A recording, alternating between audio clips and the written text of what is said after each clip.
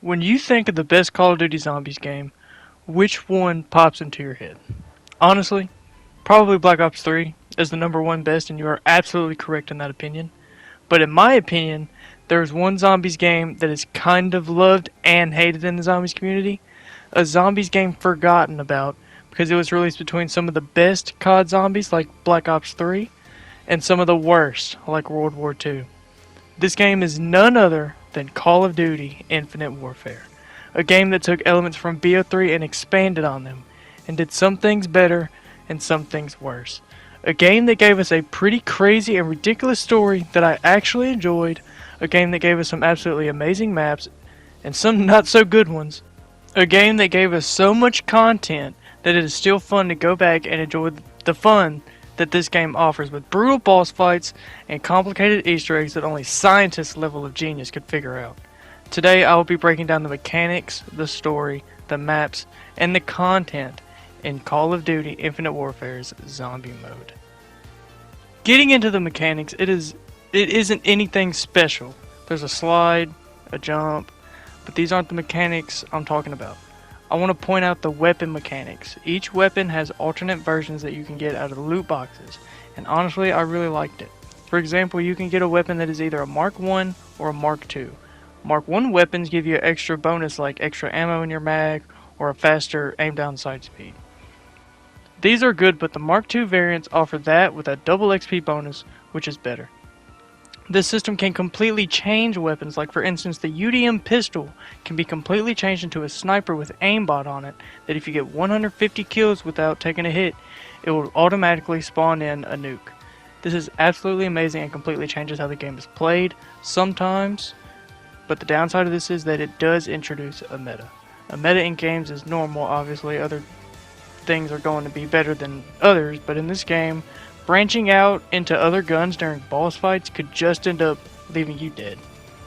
The most meta weapons for IW boss fights are the Sentinel variant of the Mauler, the Bomber variant of the EBR, obviously the Packed Kindles, and the VPR are the best weapons to bring into boss fights. And the first three are the best ones to use. I just bring the VPR because I want to switch things up and I personally love the weapon. Another mechanic that they brought back from the previous year of Zombies and automatically did worse than BO3 with this mechanic is the way they use gobble gums, which have been changed to fate and fortune cards. They are nothing special at all, and there are a couple of good ones like double packed weapon out of the box one and auto activate the ghost and skulls machine, and that's about as far as that goes. There is one that if you get kills with the snipers you get extra 300 points, 400 if you hit headshots, which is what I like to bring in my games, but most of these cards are absolutely useless. Not entirely useless, I mean, they serve their purpose, but some of them are very situational. There's no Perkaholic, which is understandable when we get into the gameplay, but there isn't any cards that are half as cool as the gums from Black Ops 3. I can't name you a single card from IW Zombies, but I can name at least 10 gums from Black Ops 3. They are very forgettable. There really isn't a purpose for them in this game apart from kind of helping new players out that haven't completed all the Easter eggs and are just kind of thrown in here for the sake of having microtransactions in a Call of Duty game. Speaking of microtransactions, loot boxes are back and they are better in this game than BO3 in my opinion. When opening a box, you get 2 items from multiplayer and zombies. So it's really good that when you have keys to use them in zombies, since you get items for both. After you see your 2 items, you also get 3 different fate and fortune cards, which is nice that they did it like this. We also see this mechanic the next year with World War II, but that's for a later video. With the mechanics out of the way, it is time that we delve deep into the maps. Theme park set in the 1980s. He walks up to the projector room laughing maniacally. Once up there, he stands over a ritual made on the floor with the characters' pictures on them. He pulls out an athame and slices his hand, with it pouring the blood onto the ritual, and then the movie begins to suck the crew into the movie. They try holding on for as long as they can, but to no avail. Once the crew are into the movie, it appears that they are in a new outfit representing the role they are supposed to be playing, and here's where we can delve into the characters and their names. AJ, played by Ike Barinholtz, who is the guy from Neighbors, and probably a bunch of other stuff. I just know him from Neighbors. Has the role of a jock in Zombies in Spaceland. Sally, played by Sashir Zamata, has been on multiple skits of SNL. Now has the role of a Valley Girl in Spaceland. Poindexter, played by Seth Green, known for his role in the Austin Powers movies, Chris from Family Guy, and voiced many characters in Robot Chicken, now takes on the role of a stereotypical nerd in the 80s. Andre, played by Jay Farrow, who is a stand-up comedian and has also played in many skits in SNL, is now a rapper trapped in the zombie-infested park. These 4 characters are our main cast and are played by some of the craziest actors that I didn't even know they were played by. They turn around to see the park infested with zombies and start to slaughter them. The group, not knowing what to do, wander around the park, find some useful things they can use to escape the place. They build a helpful robot that gives them instructions on what to do. He's not important now, but he will be later. The group stumble upon a familiar star, David Hasselhoff, played by David Hasselhoff, the guy from SpongeBob. He informs the group that they need to build a SETCOM in order to escape the place. The group find the parts required for it and bring it back to him for him to make it. They set the comm down in their specific locations, and after doing this 3 times, they bring it back to David. He gives him a little speaker-looking thing they put in the middle of the park, and it awakens the UFO that was crashed into the mountain. Inside the UFO was an alien that the crew must defeat.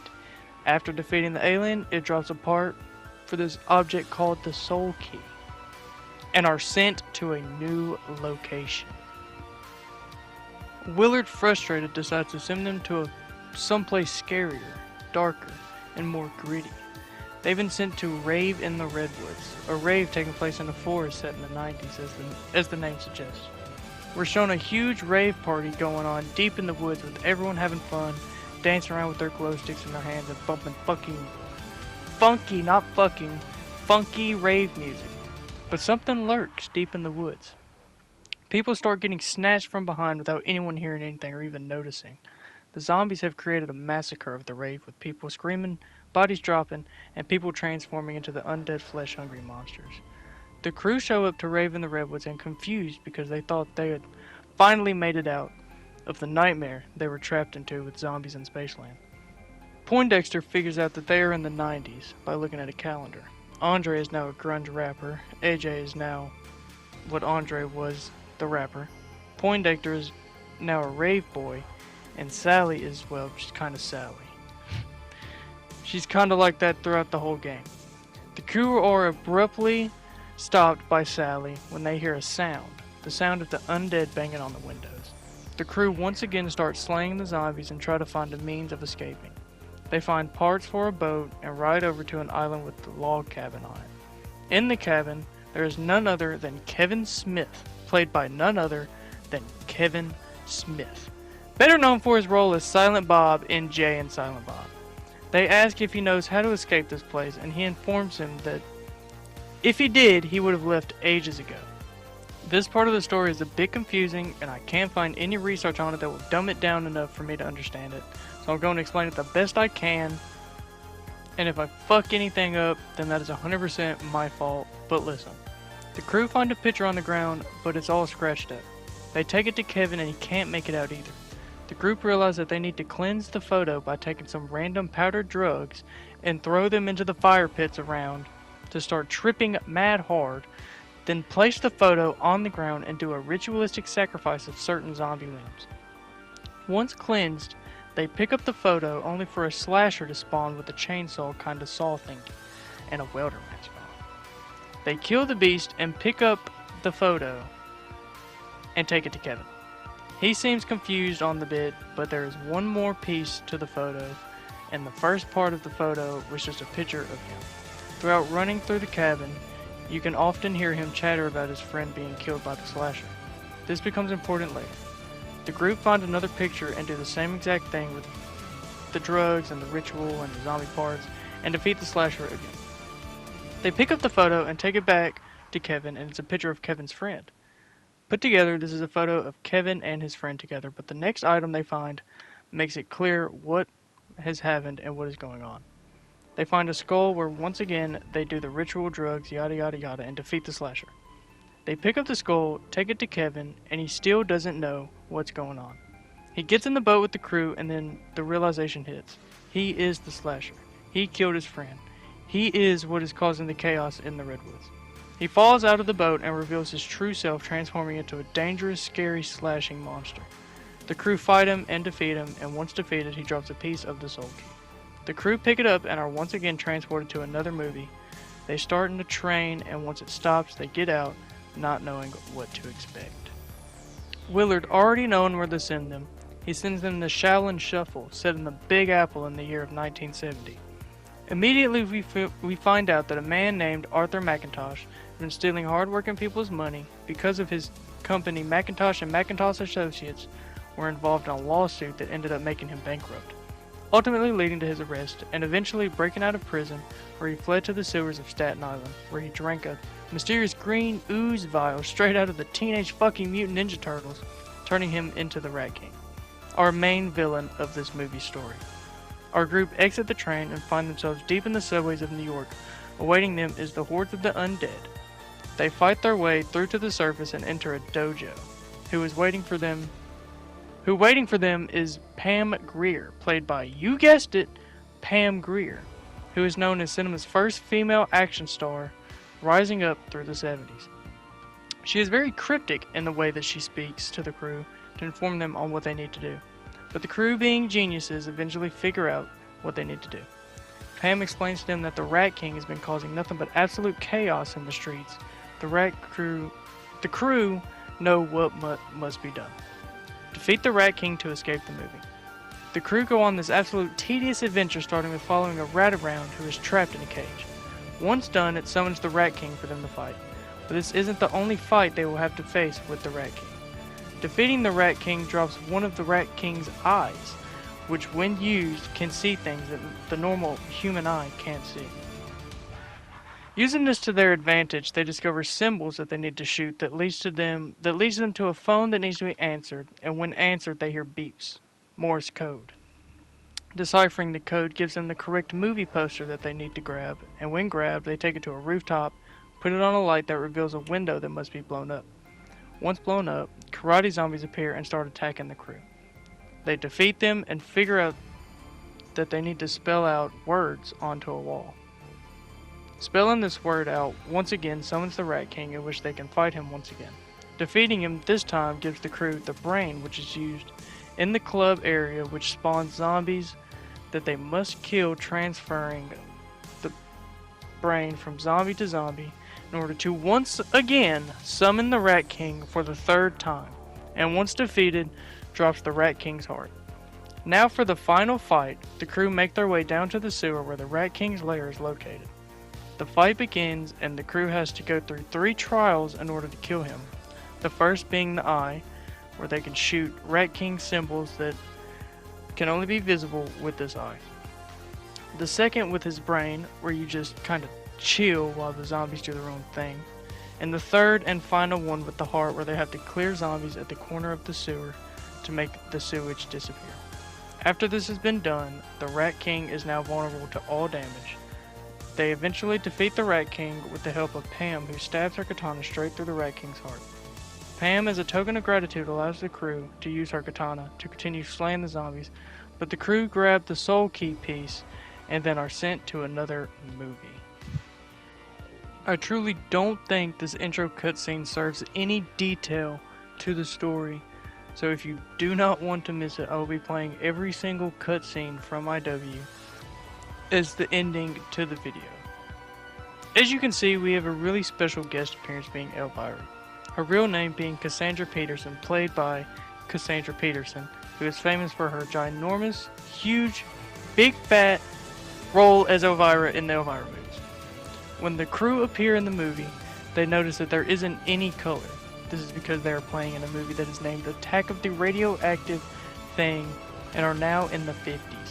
They wander around still slaying zombies, since these are zombie movies that they have been trapped into, and stumble upon Elvira. She explains to them that she's been trapped in the movie for a very long time, and the cryptic clues in order to escape the movie. When they get to the beach, they notice a giant crabfish thing has been transformed into a giant monster through radioactive chemicals that were spilled into the ocean by the boat that he eventually demolishes, making more monster fish that come and attack the crew.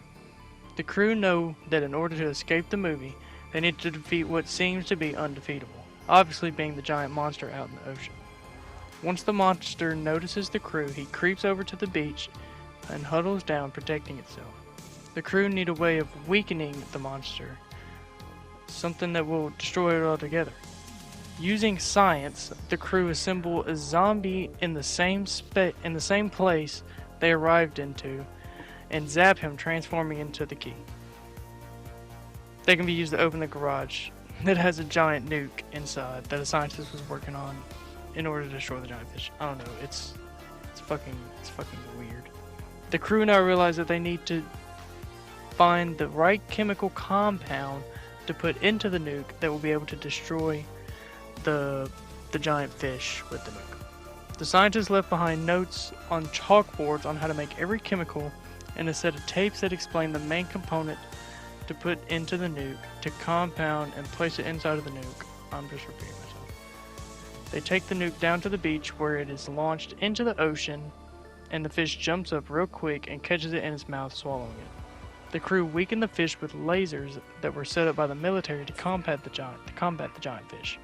And after a while of weakening, the crew were able to enter the mouth of the fish and set off the bomb inside, destroying the fish once and for all, and also dropping the last and final piece of the soul key and sending them to an unusual place that no one before them has made it to before.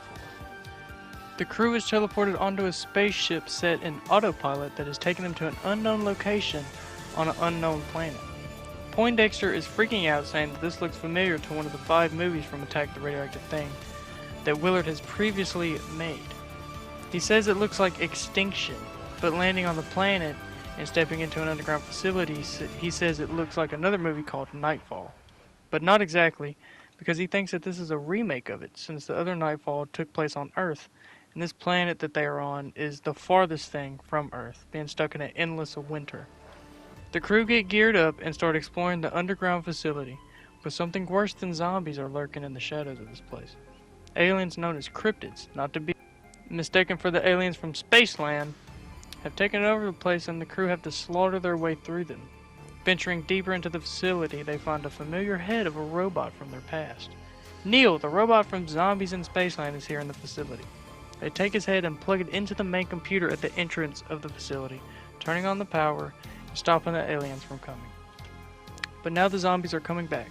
The crew find a room with a big-ass laser gun and fire it, creating a hole in the wall which leads to a portal. Entering the portal, it takes them back to the theater where they first started their journey. They could try to leave, but their souls are bound to this place via the soul key, and they believe that the big bad in this movie that they must defeat is Willard Wyler himself. The crew start taking action on finding a way out of this nightmare that they've been trapped in for what feels like an eternity. The crew find little cards that can be inserted into Neil to start a hacking process on him. Through this opens a bunch of information stored in Neil that gives him some details on what's been happening in this universe.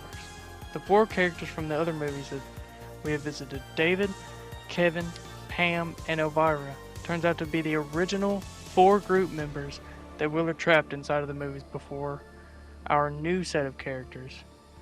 They almost made it out, but then got defeated in the end. Each of their souls being bounded to certain films set in time periods that they were making movies in their previous lives.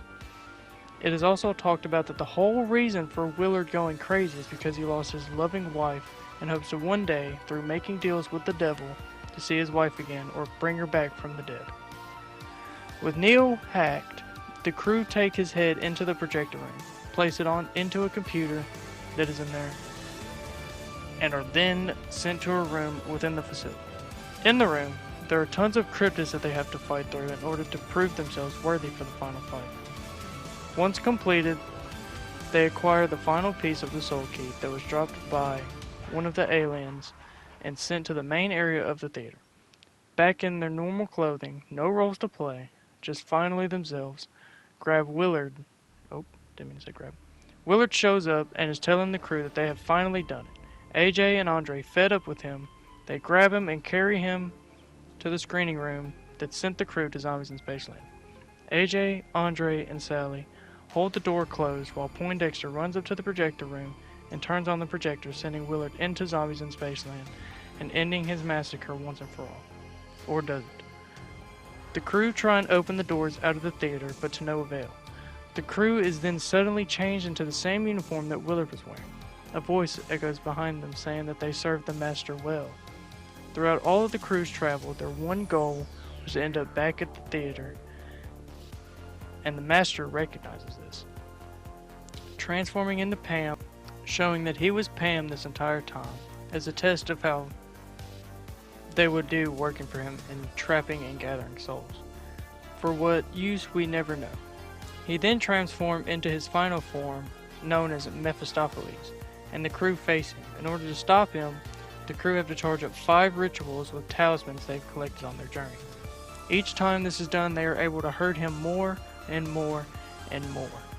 Finally, on the final ritual, and once completed, Mephistopheles gets on his knees and decides to just end everything completely, that the crew are too strong for him to handle. But during this, the crew is giving it everything they have to kill him once and for all, and eventually do end up defeating him. The crew once again get teleported out to the theater and try leaving once again, but still they can't. We get a camera pan out to show that they are trapped in an infinite reality that consists of nothing but the previous movies that they have traveled to, and rendering their souls forever stuck inside of the Soul Key. But this isn't where the story ends. While the crew were fighting Mephistopheles, Willard took what he's seen the previous cast do and did the same thing while stuck in Spaceland.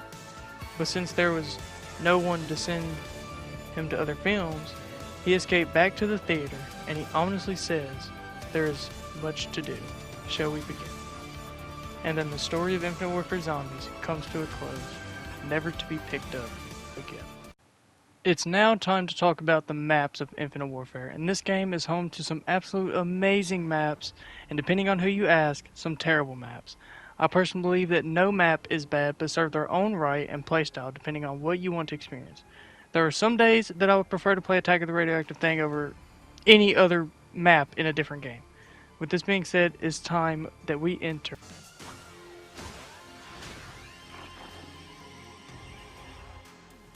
Zombies in Spaceland was the launch map for this game, and debatably the best map in the game. It's an alien-themed park that has been infested with zombies. Now is a good time to tell you what I'm going to be talking about in every map. We're going to talk about the layout of the map, the visuals of the map, the Easter egg of the map, the wonder weapons, and map-specific mechanics that you can do in the map. The layout of Spaceland is a simple one. Leaving the starting room, you are faced with the choice. You can go straight, left, or right. Each area is their own mini-themed, and each lead to a portal that you need to activate and go through in order to open up the Pack-a-Punch. Going right leads you to the Kepler system, which has a giant alligator trap, but is also useful for getting the wonder weapons.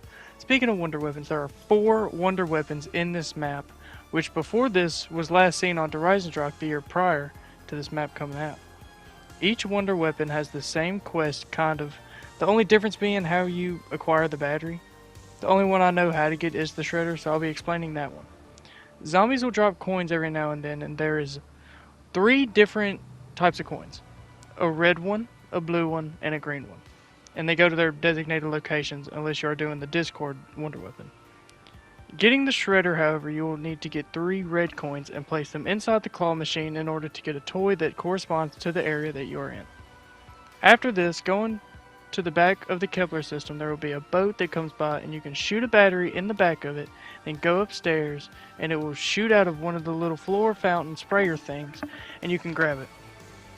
Then you have to get an arcane core on a weapon of yours and kill enough zombies with a trap that has the UFO circling around it. After that, the UFO will roam the area, and you have to fill up souls with the weapon that has the arcane core on it. Once done, the UFO will drop an element that you can put on your weapon that will beef it up a little bit and allow you to get the last part for the wonder weapon. Take a brute to the alligator and make him chomp down on him, and the brute will break its teeth, allowing you to put golden teeth in its mouth, then shooting a target inside of the throat and grabbing the last piece, then assembling the weapon at a specific location. I know it sounds like a lot, but it's really not when you know what you are doing. The Shredder does what its name says and shreds through zombies. Also very useful for the boss fight in this map. But we will get into that soon. The visuals of Spaceland are absolutely beautiful and the best that the game has to offer. It's a very vibrant and colorful map, unless you put on the glasses, then it goes black and white. But apart from that, it is very well, looks like a theme park from the 80s. And the alien theme blends together so well with the colorful nature of the map. Walking through the arcade feels like an arcade that you would have seen in the 80s. And the lighting blends creepiness and eeriness so well with the backdrops of barriers where you can see zombie shadows coming before the zombies themselves. The Easter egg, I pretty much explained all of them when delving into the story, so I'll be brief on them. But starting with the Easter egg on Spaceland isn't hard. It can very well be done by accident, just exploring the map. Find 3 parts for a sitcom, take them to David, place them in the 3 locations and protect them. Take it back to David, he gives you speakers, play a bit of Simon Says, fight the boss. It's a very simple Easter egg, unlike others that will be mentioned later. The boss fight, however, is the easiest to do on solo, and that's for one reason. You see, in the boss fight, an alien will spawn. Well, let's say you have 4 players in the game, then 4 aliens will spawn, and it can be pretty crazy at times. But let's say you manage to defeat the aliens. You will then need to pick up the alien fuses that you can put into the projector to unlock double Pack-a-Punch, which is actually kind of good in this game. And you can even pack the wonder weapons, which makes them absolutely insane. Once that is done, you have packed your wonder weapon. You now have to shoot the big circle thing and time it right when the UFO is above the Pack-a-Punch portal, and it should shoot it down, beating the Easter egg. Spaceland, without a doubt, in my opinion, is the best map that Infinite Warfare has to offer, and is still so much fun to play to this day.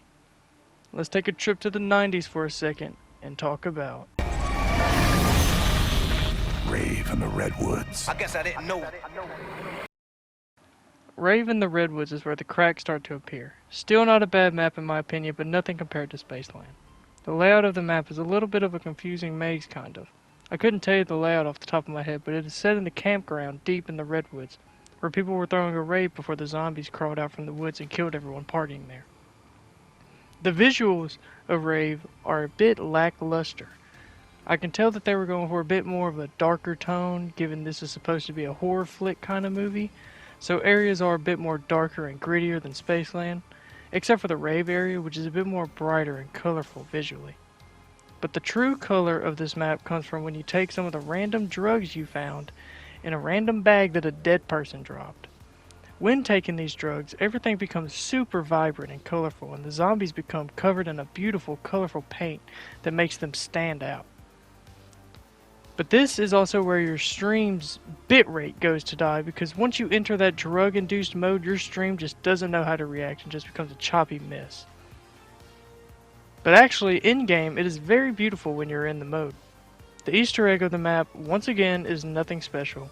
Like Spaceland, it's a kind of 3 trial thing that you have to complete in a specific order.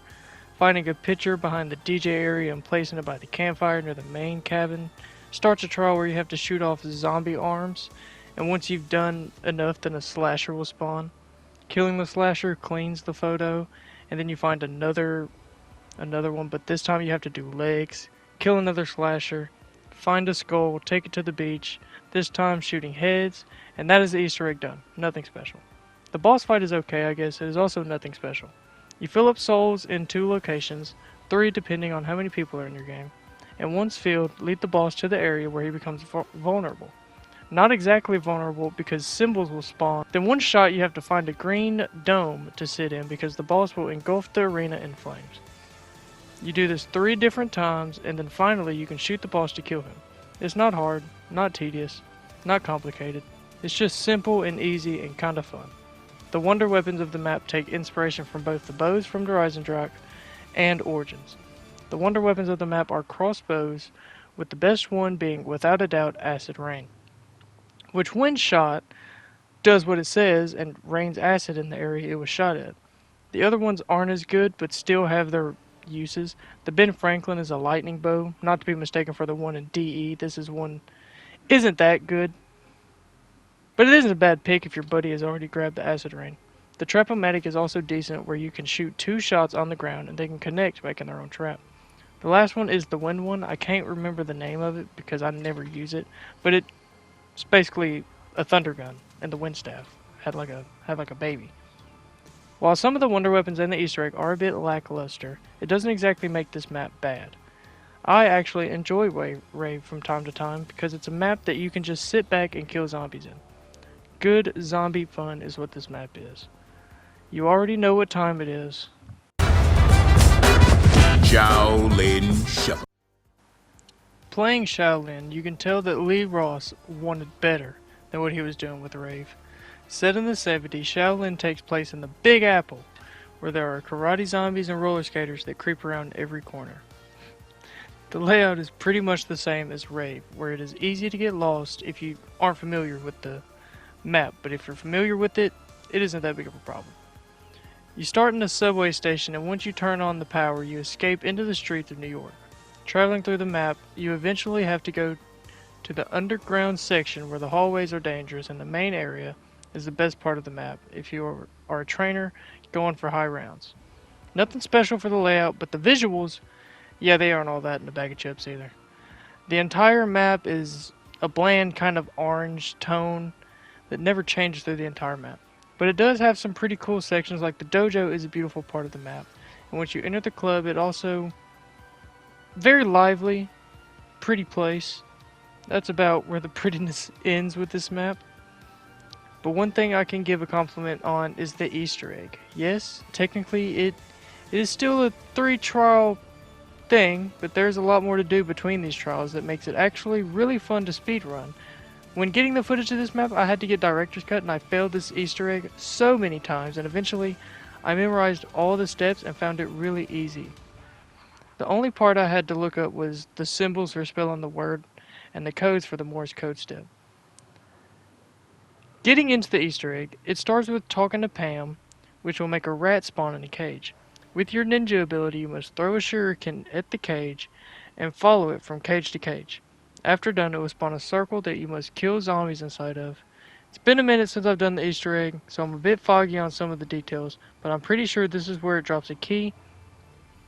This key is used for opening a locker, which now allows you to shoot some words written on the walls of the map in a specific order.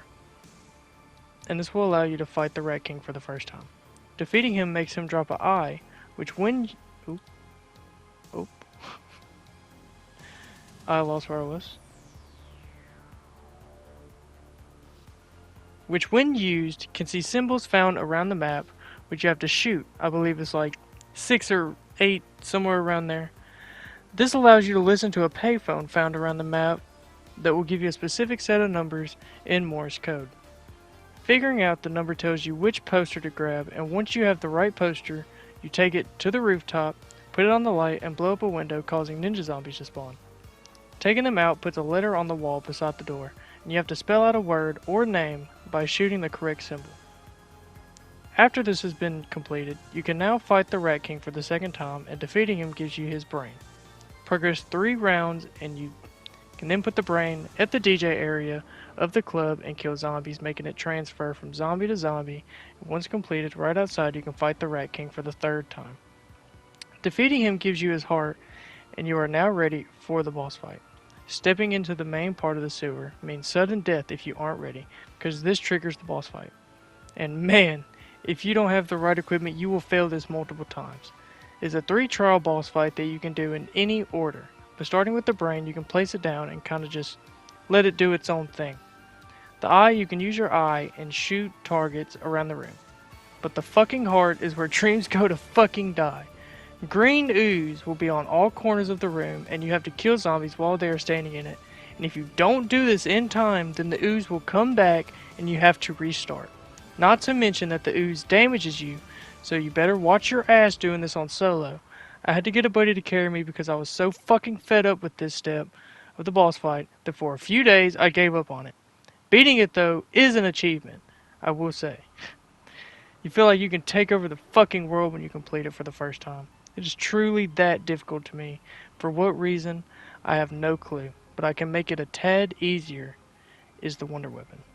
I was debating if the karate abilities are wonder weapons or not, and I'm just going to include them here since I guess they technically are. There is 4 of them, and they're all pretty much the same until you reach level 3.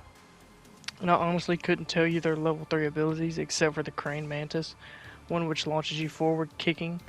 But there's the Crane, the Tiger, the Snake, and the Dragon.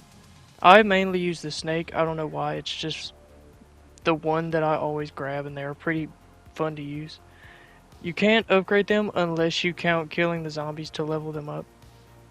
But so I guess, but Jesus fucking Christ. But the real wonder weapons are the katana and the nunchucks, which can be packed twice and are absolutely amazing when upgraded. The nunchucks, when upgraded, create an explosion effect, killing more zombies the more you kill. The katana, however, if you swing twice, your third swing will launch an effect through the ground, killing any and all zombies in its path, and is absolutely amazing, and one of the reasons why high rounds are possible on this map. Shaolin lacks hard on the visual side, but makes up for it greatly with his cool wonder weapons and decently fun Easter egg, except for that last lame ass fucking green goo part.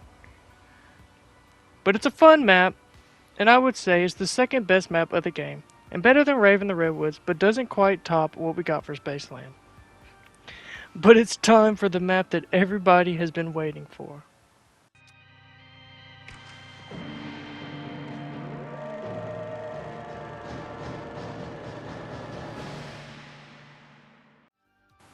Where do I even begin with this map?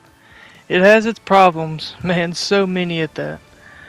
I'm pretty sure every one of the points I'm using for the maps is a problem with this map. And it sucks because you can tell that Lee Ross put his all into it with the Easter egg at least. But the Easter egg is where the fun goes to die. I just want to jump straight off into the Easter egg because you have to be a literal genius in order to figure it out. Where do I even fucking begin when talking about the Easter egg to this map? Step 1. Turn on the power and activate Pack-a-Punch. Simple, right? Well, it would be smart that while you are doing this to grab every single part that you need for the Easter egg. Grab a zombie part from a fire pit. Blow up a tree to make another zombie part fall from it. Kill a military zombie with the cleaver to get another zombie part. Go to Pack-a-Punch and press a button in there, and then exit the PAP room to be teleported into an RV in which you can grab a zombie head, pick up a part for the freezer trap, and place it in the store to freeze a pig that you can now breaking to get a zombie torso. Build the trap right outside the spawn room and take it to the zombie hand that gives you the power handle, and place it down, causing the zombie hand to slowly rise out of the ground. Grab a punch card that is in the diner right outside of the spawn room. Get the crowbar and hit a mirror on a car in front of the jug. Hit a mirror in the bathroom where you got the first zombie piece by the fire pit. Then activate Elvira, and on the couch a mirror will be in the there will be her mirror. Still not done though, since right above the beach you will have to grab a part for the chemical table. Another right inside of the room after you turn on the power. Another part on the other side of the fence where double tap is. Outside of the motel under a car there will be another part for you to grab. And the last and final part is upper ways opposite of the beach under a tiny bridge. Now you can begin the Easter egg, but don't be too excited because grabbing the parts is the fun part, and everything after is where fun goes to die. I hope you paid close attention in chemistry class and math class in high school, because if you didn't, then you are fucked in this Easter egg. Skipping ahead a little bit because this isn't an Easter egg guide, and the steps before this are kinda boring. Eventually a zombie will drop a battery, and they are decently rare on this map. Take this battery to one of 4 different locations and listen to the scientist talk. He will be talking about the perfect chemical in order to destroy the radioactive thing. If you get the right chemical on the first try, go buy a lottery ticket because 9 times out of 10 you won't figure out the right one until your 4th battery. Now that you have what chemical you need, the fun part begins. There have been cheat sheets made, but I'm going to explain how to do the Easter egg perfectly. On the wall by the motel, in the same place one of the scientist radios are, there will be a number on the wall. Another under the bridge, another where you got the part for the chemical table, and another in the RV through Pack-a-Punch. What you must do is change the color of the actual game. Yes, change the color of the map by Elvira in order to figure out your correct number. Go through all colors, and whichever number doesn't have a slash on your equal sign is your right number. Now, I want to say this. When getting footage for Attack, I had no clue how to do the Easter egg. I've done it before, but I seriously did not want to do it again. So I got carried once again by a buddy of mine, and he did pretty much everything. Multiply the number that didn't have a slash on it by the number on the wall by the motel. For example, let's say my number was, without the slash, was 9, and the number on the motel wall was 6. This will give me 54. Look onto Elvira's TV, and there will be numbers and colors. Every number will be a greater than, equal to, or less than sign beside it. And also, you will have to stay for the rest of this Easter egg in the same color that didn't have the slash on it. Jesus. Now that you've got your color figured out, run around the entire map and take a screenshot of every single board that has the ingredients on it. And beside every single one of them are a set of 4 numbers. Take the top number and the left number and add them together. For this next part, making the actual chemical, I'm going to give an example of one and explain it off of there. Let's say you have 1,3,5-terranitrophenol. The first chemical you must make is the phenol. So grab the corresponding ingredients to make it, being motor oil, insect repellent, and wheel cleaner. Take them to the table, and now you must do a bit of math. Remember when you took the screenshots of the boards? This is where that comes into play. So you add the numbers on the top number and the left number. Jesus, I just explained that completely wrong, I think.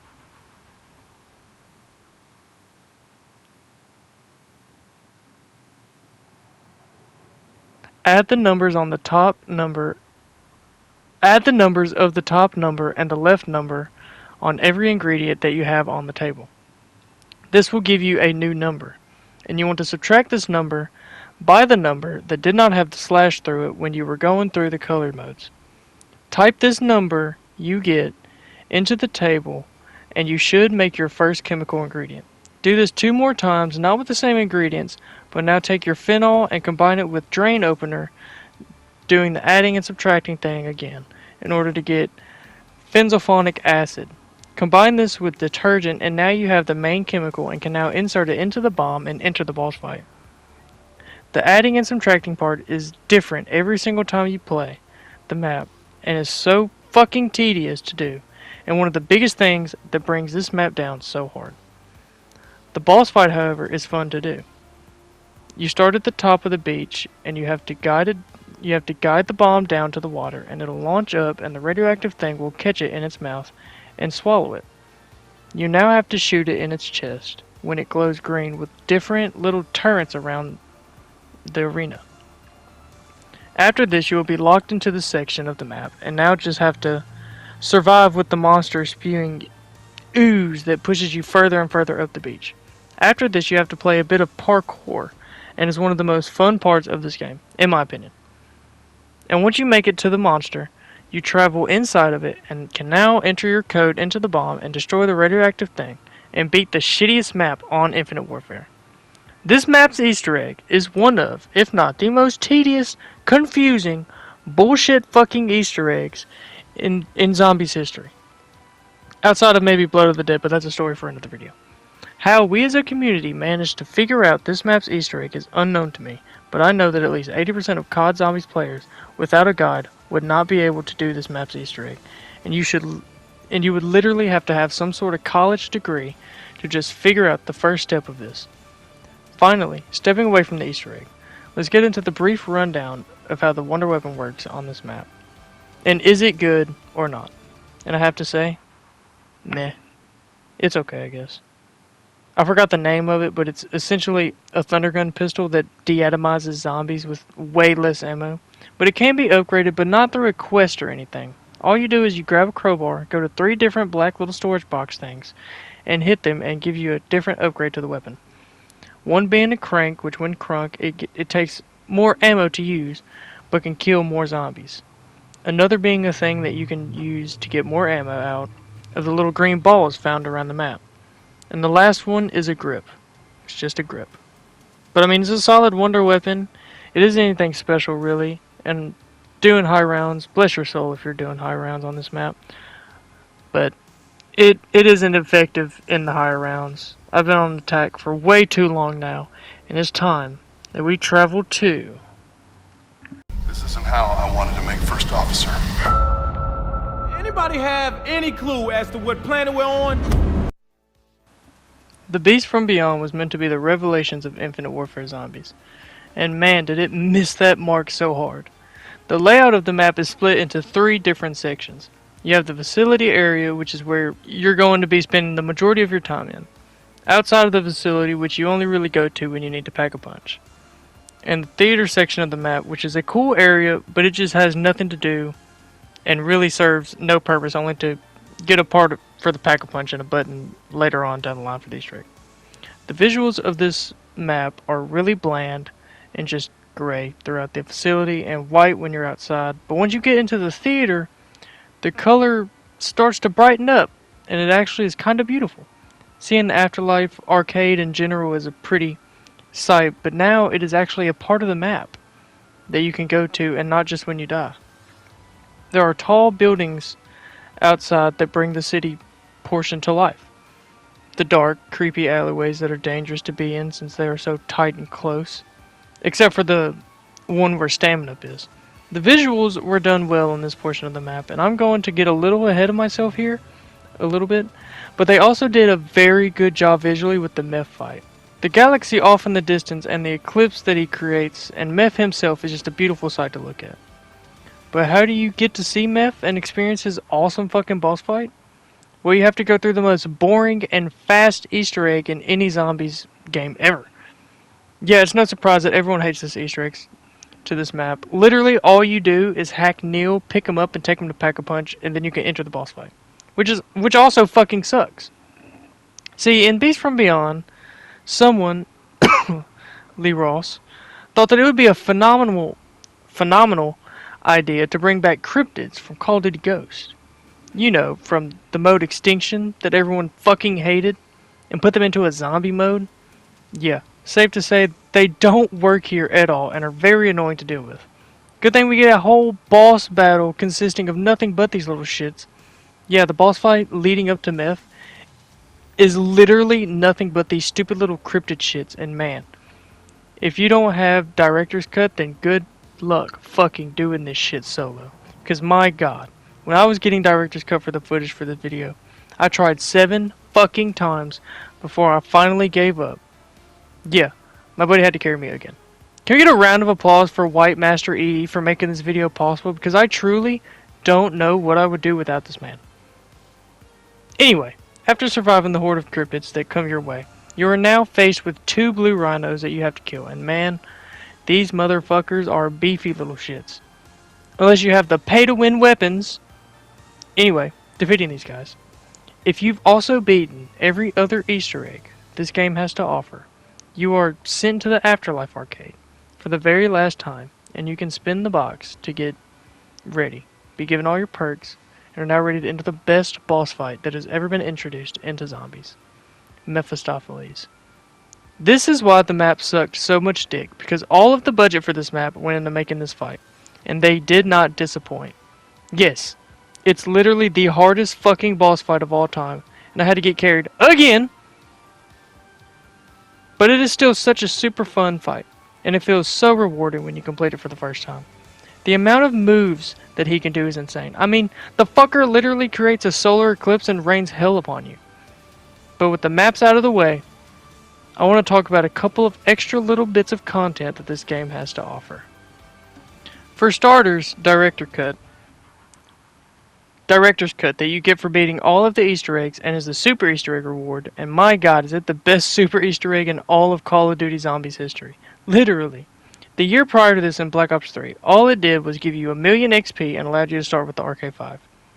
In IW, however, they give you literally every perk in the map on top of 25,000 to freely spend opening every door or just going straight into Pack-a-Punch your Kindles. Plus, All weapons in the box are pack-a-punched, and the buildable wonder weapons are put in the box already upgraded, so you don't have to go through the tedious fucking quest of upgrading them. On top of Director's Cut, you can also play as new characters in each map. Yes, the guest appearances that you saw in each map are actual playable characters. And Spaceland, if you defeated Meph, can be played as fucking Willard Wyler himself.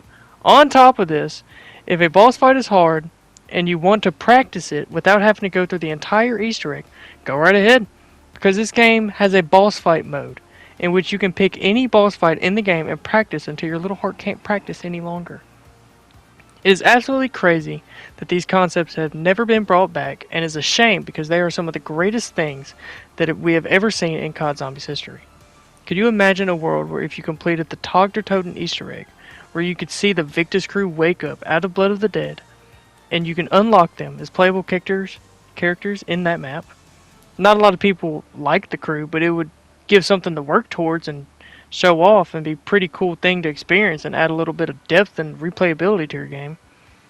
With all this being said, in my opinion, Call of Duty Infinite Warfare Zombies is one of the greatest the modes has to offer. With its great mechanics, awesome story, amazing cast, wonderful maps, each of them in their own way, and endless content to enjoy. If you haven't, I highly advise you to play IW and give it a chance, because I really think that you won't be disappointed with what this game has to offer. This video is a lot longer than I expected and took even longer to make.